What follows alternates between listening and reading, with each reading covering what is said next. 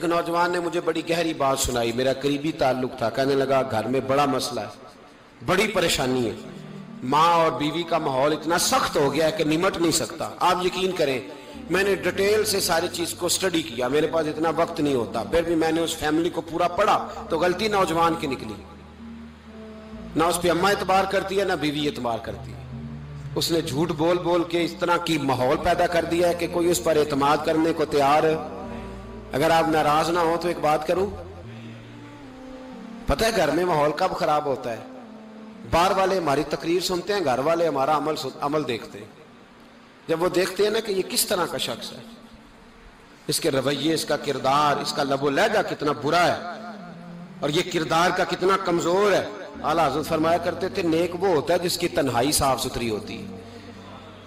اس لیے ماحول بگڑ جاتا ہے. یہ جو ہم کہتے ہیں نا میرے سجن بڑے بنتے ہیں پھر ٹوٹ جاتے ہیں، کچھ لوگ ایسے ہوتے ہیں جو ان کے پاس جاتا ہے انہی کا ہو جاتا ہے، وہ کہیں اور کے قابل کیوں بھلا؟ اس لیے کہ ان کے کردار میں ٹھنڈک دیکھتا ہے، ان کے لب و لہجے میں مٹھاس دیکھتا ہے، اس شخص میں اتنی خوبصورتی دیکھتا ہے کہ اسی کا بن جاتا ہے. حضرت ابراہیم بن ادم کے پاس ایک نوجوان آیا، کہنے لگا میں گناہ کرنا چاہتا ہوں. فرمانے لگے بالکل کر، اللہ کا دیا ہوا رزق کھانا چھوڑ دے اور گناہ کر. کہنے لگا یہ نہیں ہو سکتا. فرمانے لگے چل پھر اس طرح کر، رب کی زمین پہ نہ رہ، کسی اور کی زمین پہ چلا جا. کہنے لگا یہ بھی نہیں ہو سکتا. فرمانے لگے چل اللہ کی چھت سے نکل جا. کہنے لگا یہ بھی نہیں ہو سکتا. تو آپ رو پڑے.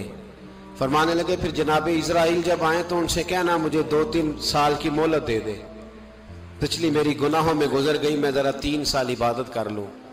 تو وہ شخص بھی رونے لگا، کہنے لگا حضور وہ مہلت نہیں دیتے، وہ جب لینے آتے ہیں تو پھر لے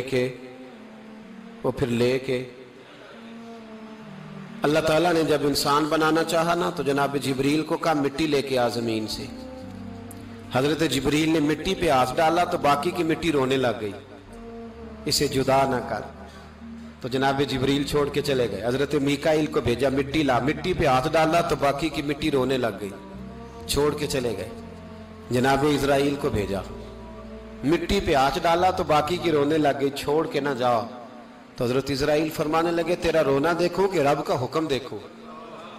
وہ لے گئے، جب پیش کی تو رب کریم نے فرمایا اسرائیل جان نکالنے کی ڈیوٹی بھی تیری، تو مٹی کو لے آنا، باقی مٹی روتی بھی رہے تو روتی رہے، جب میرا فیصلہ آ جائے تو پھر اس میں کوئی گنجائش.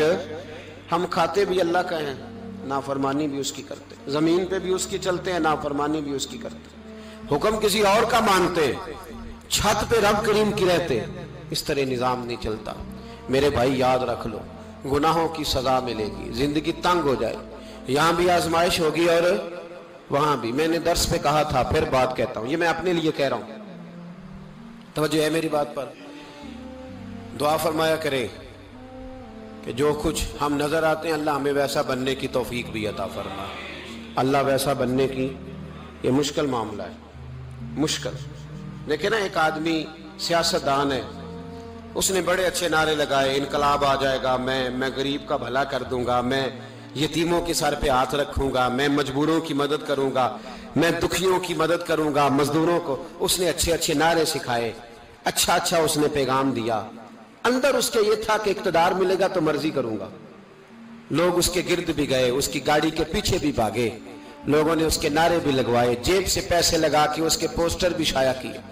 لوگ اس کے گرویدہ ہو گئے، لوگوں نے پوری، اور میری قوم نے تو بیچاری نے کئی دفعہ دھوکے کھائے. جس نے نعرہ لگایا غریب اسی کے پیچھے مسیحا بن کے چل پڑا. آج دھوکہ دے لیا، لوگوں کو پیچھے لگا لیا. یہ بتاؤ اگر راز کھل جائے، اگر راز کھل جائے کہ یہ دھوکہ دے رہا ہے، یہ فریب کر رہا ہے، تو لوگ اس کا کیا حال کریں گے؟ یہ راز قیامت میں کھل جائے گا. قیامت میں یہ راز یہ کھل جائے گا. یہ دھوکے باز تھا. اذا زلزلت الارض زلزالها، جب زلزلہ آئے گا جیسے اس کا آنا ٹھہرا. واخرجت الارض اثقالها، زمین اپنے بوجھ باہر نکال دے گی. اس سے مراد کیا ہے کہ زمین پہ جو جرم ہوئے زمین بتا دے گی، باہر نکل آئے. وقال الانسان ما لها، انسان کہے گا اسے کیا ہوا، یہ تو سب کچھ بتا رہی.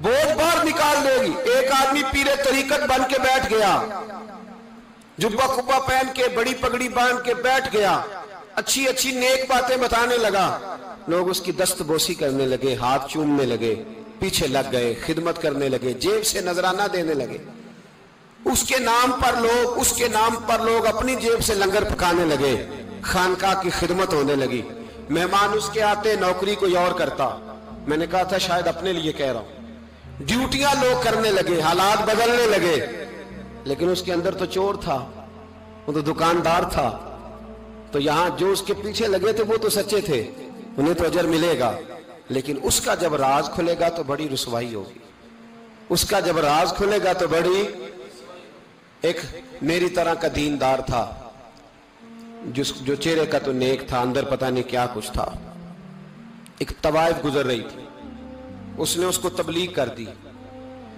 کہنے لگا بس کر دے، سیانی بن جا، تو کسی دانشور میں لکھا ہے اس نے بڑا سخت جواب دیا، اس عورت نے کہنے لگی بابا میں تو جو ہوں وہ نظر بھی آ رہی ہوں، تو بتا جو تو نظر آتا ہے وہ تو ہے کہ نہیں؟ اس بندے نے چیخ ماری اور بے ہوش ہو کے گر پڑا، تو لوگوں نے کہا بابا آج کسی صوفی کا کلام سنا ہے جو بے ہوش ہو گیا؟ تو اس نے کہا نہیں، آج طوائف کی بات سنی ہے، طوائف کی، اور وہ عجیب بات کر گئی ہے، وہ کہہ گئی ہے میں تو جو ہوں میں نظر آ رہی ہوں، تو بھی تو بتانا، تو بتانا کہ تو دستار امامت پہنتا ہے،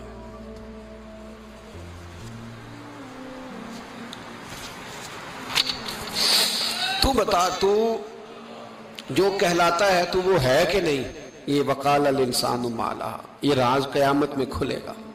ہم جو کچھ بتا رہے ہیں نا اپنی زبانوں سے، ہمیں اپنے گناہوں کا احساس ہونا چاہیے، ایسا نہ ہو کہ جب سزا ملے تو پھر اس طرح کی ملے کہ دوبارہ کسی کو کوئی منہ دکھانے کے قابل نہ رہے۔ میرے بھائی یاد رکھیں اور سمجھیں، گناہ انسان کی زندگی کو تنگ کرتے ہیں۔ میرے نبی پاک علیہ السلام نے فرمایا جب تو جھوٹ بولتا ہے تو تیرے فرشتے کرامن کاتبین سائیڈ پہ ہو کے کھڑے ہو جاتے ہیں، جب تو زنا کرتا ہے تو تیرے اندر سے ایمان نکل جاتا ہے۔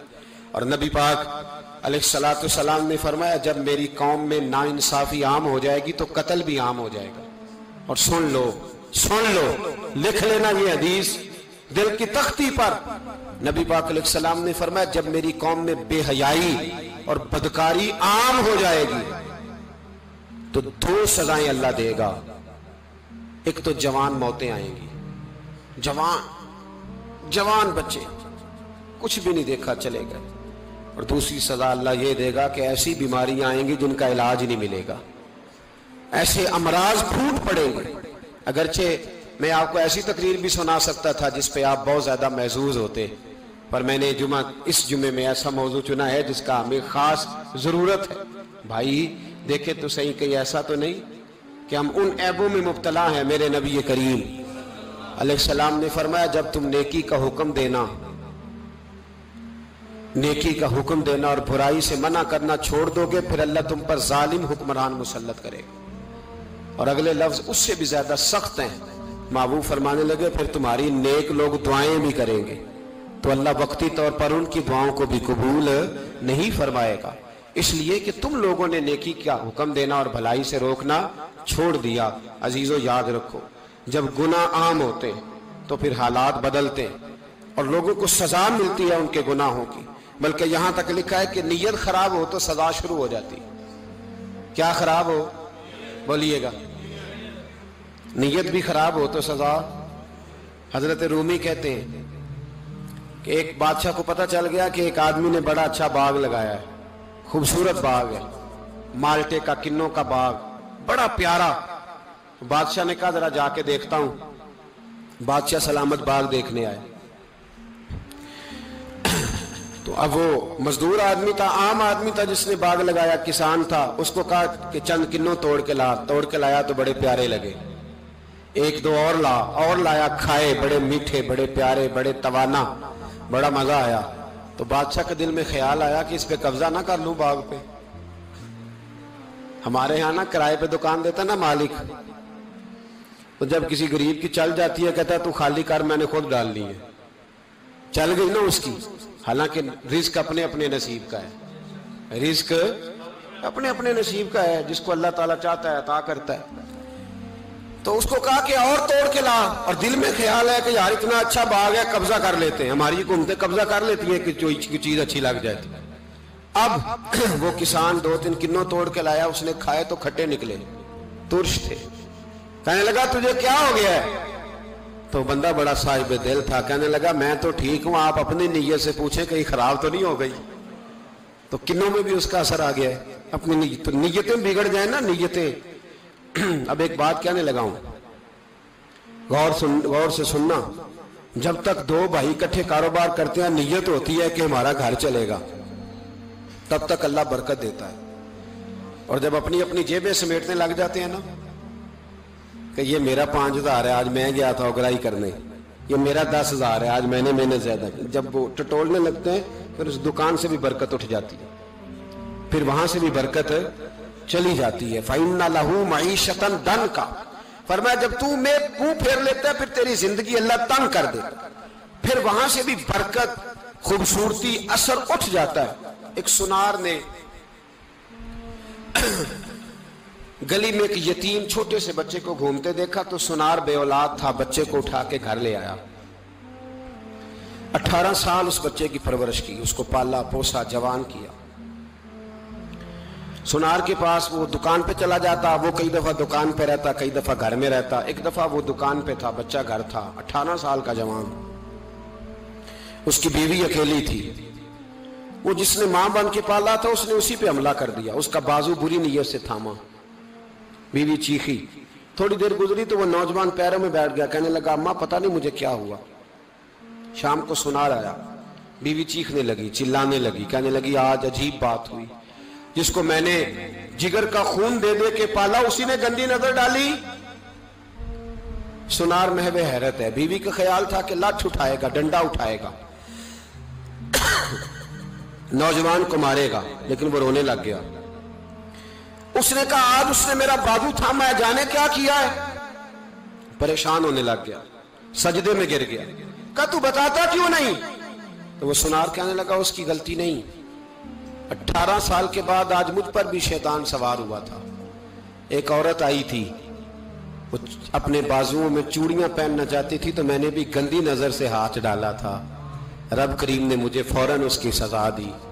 جن کے گھروں میں بیٹیاں ہوتی ہیں ان کی نظریں گندی نہیں ہوتی، جو بیٹیوں کے باپ ہوتے ہیں، جو بہنوں کے بھائی ہوتے ہیں، ان کی نظریں گندی۔ اور اگر تو ٹیلی فون کرتا ہے، تو کسی عورت کے ساتھ تعلق رکھتا ہے تو یہ بات لکھ لے، امام فخر الدین رازی 1، علامہ اسماعیل حقی 2، ملا جلال الدین رومی 3، امام خازن 4، امام جلال الدین سیوطی 5 حدیث کے استاد اور محدث لکھتے ہیں کہ اگر تو کسی پر گندی نظر ڈالے گا تو تیرا گھر بچ سکتا، یاد رکھ نہیں بچے گا، اس لیے کہ تیری نظر کسی کی بیٹی کو بیٹی سمجھ تاکہ تیری بچی کا پردہ قائم رہے، کسی کی بہن کو۔ یہ کیا بات ہوئی کہ تو جتنا مرضی گند معاشرے میں پھیلاتا رہے تیرا گھر بچا رہے؟ یہ کیسے ہو سکتا ہے؟ فَإِنَّ لَهُ مَعِيشَةً ضَنْكَ، اللہ فرماتے ہیں زندگی تنگ ہو جائے گی تیرے لیے مشکل، تو ڈھونڈتا پھرے گا کہ میں مرنے کو جگہ تلاش کروں۔ سچی توبہ کرے، کھری توبہ کرے۔ یہ گناہ انسان کو مجبور کر دیتے ہیں۔ حضرت عبداللہ بن مبارک رحمت اللہ تعالی علیہ، ان کے سینکڑوں شاگرد تھے، ایک شاگرد کے انتقال کا وقت آیا تو گھر گئے ملنے۔ آپ کہتے ہیں میں نے زور لگا لیا پر اس کی زبان پر کلمہ جاری نہیں ہوا۔ میں اسے کہتا کلمہ پڑھ پر اس کی زبان پر جاری۔ اللہ اکبر، بہت بڑی نعمت ہے، دعا فرمائیں اللہ ایمان کی موت عطا فرمائے، ایمان کی موت دے اللہ کریم، ایمان کی موت دے۔ ایسے بھی لوگ دیکھے ہیں، مسجد نبوی ہے، رسول اللہ کا شہر ہے، سر سجدے میں ہے، روح پرواز کر گئی، روح پرواز۔ کتنا نصیبوں والا ہے، کتنا نصیبوں والا ہے کہ مسجد نبوی میں سر سجدے میں رکھا ہے اور اللہ تبارک و تعالیٰ نے محبوب کے قدموں میں موت عطا فرمائی۔ تو حضرت عبداللہ بن مبارک کہتے ہیں میں نے اس کو کہا کلمہ پڑھ تو اس کی زبان پہ جاری نہیں ہوتا۔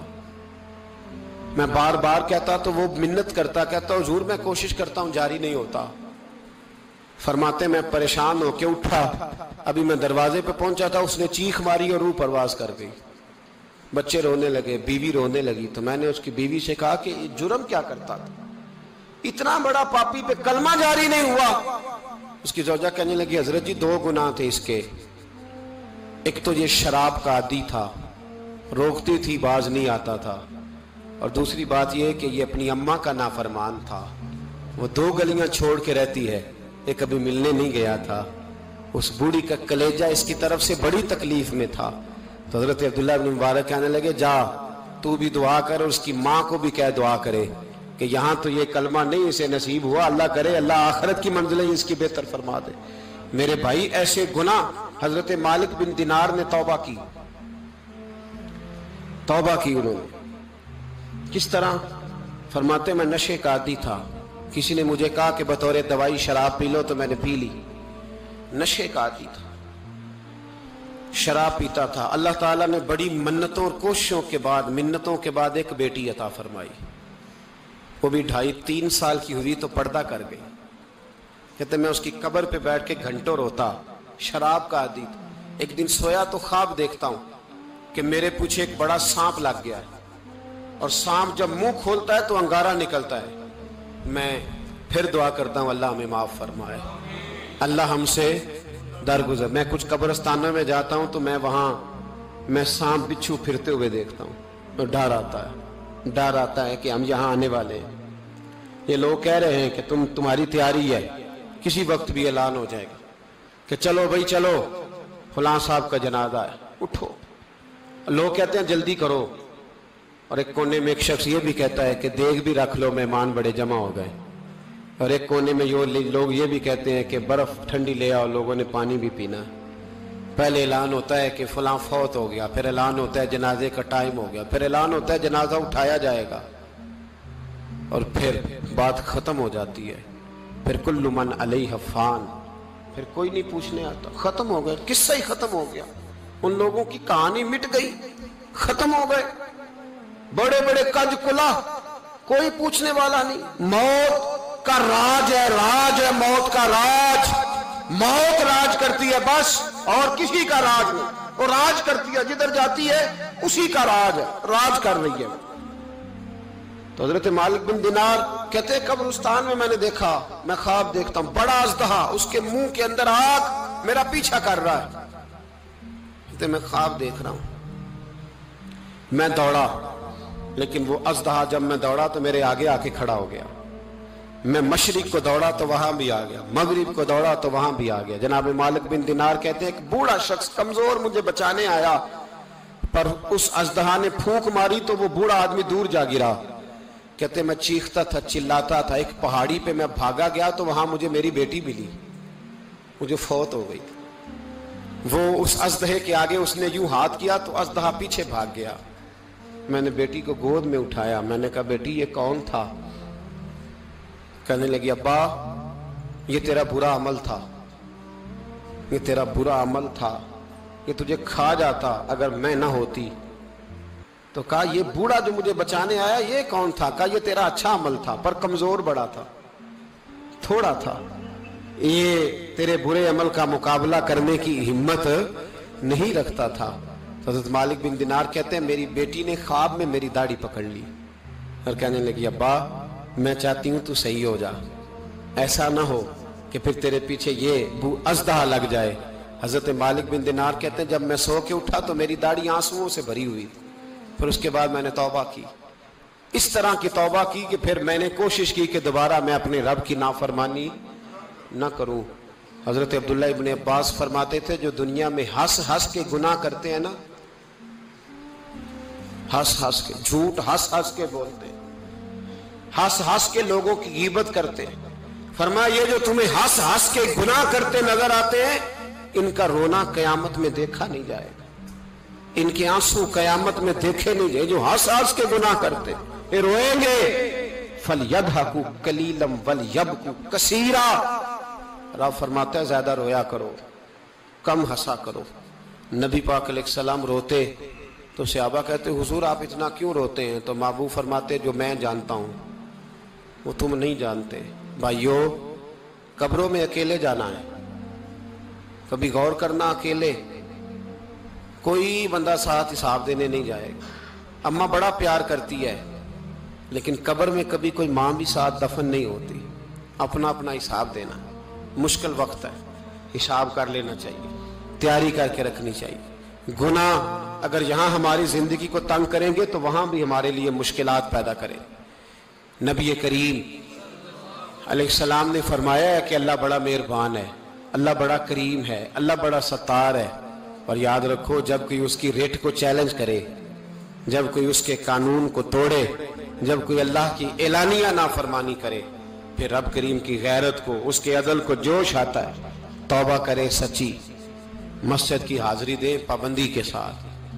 میری آپ سے ہمیشہ یہ گزارش رہتی ہے کہ مسجد کی حاضری پابندی سے دیں۔